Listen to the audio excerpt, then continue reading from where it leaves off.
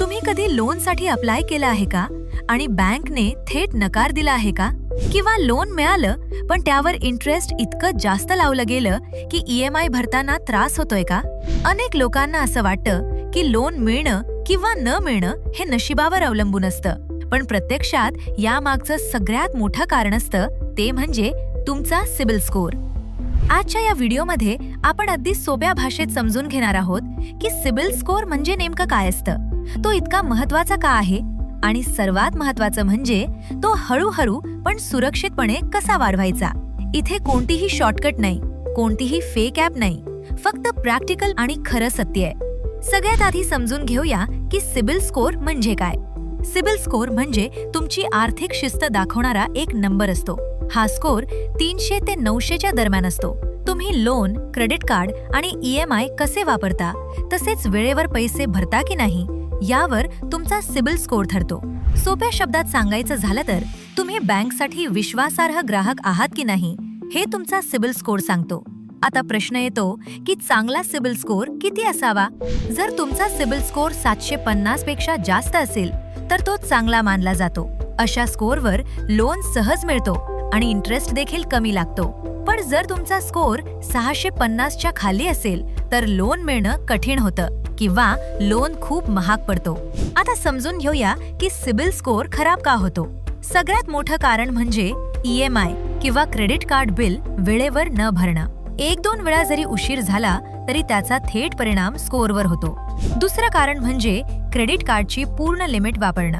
तिसरं कारण म्हणजे एकाच वेळी खूप लोन किंवा क्रेडिट कार्डसाठी अप्लाय करणं. आणि चौथं कारण म्हणजे जुने लोन योग्य पद्धतीनं बंद न करणं किंवा रिपोर्टमध्ये चुकीची एंट्री असणं.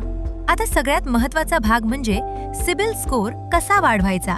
पहिला आणि सगळ्यात महत्त्वाचा नियम असा आहे की सर्व EMI आणि क्रेडिट कार्ड बिल नेहमी वेळेवर भरा. हा एकच नियम जवळजवळ 60% स्कोर सुधारतो. दुसरा नियम म्हणजे क्रेडिट कार्डची लिमिट 30 ते 40%पेक्षा जास्त वापरू नका.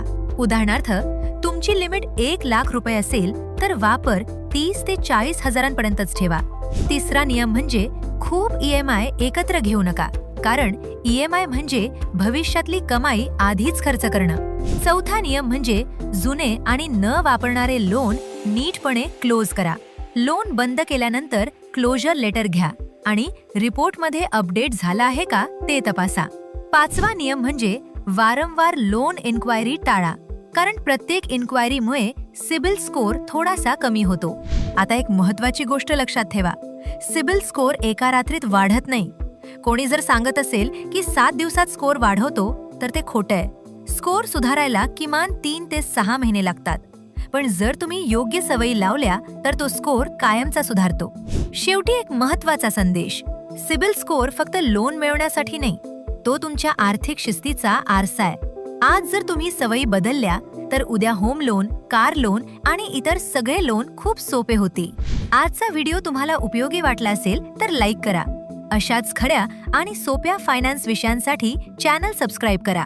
आणि तुमचा सिबिल स्कोर किती आहे किंवा याबद्दल काही प्रश्न असतील तर कमेंटमध्ये नक्की लिहा.